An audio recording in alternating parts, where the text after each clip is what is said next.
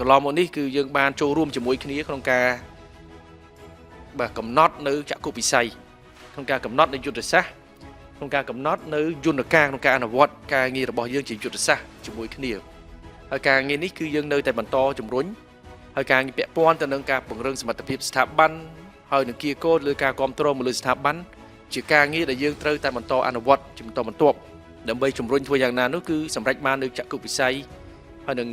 ការងារស្នូលរបស់ស្ថាប័នដែលយើងកំពុងតែខិតខំជំរុញបាទអញ្ចឹងការងារទាំងអស់នេះខ្ញុំឆ្លើយតបគឺសូមអរគុណចំពោះអ្នកដឹកនាំនិងទេវតារបស់យើងគ្រប់ជាន់ថ្នាក់ដែលបានខិតខំកន្លងមកហើយខ្ញុំជឿជាក់ថាយើងនឹងបន្តបាទចូលរួមជាមួយគ្នាបន្ថែមទៀតអញ្ចឹងការងារនេះគឺសំដៅទៅ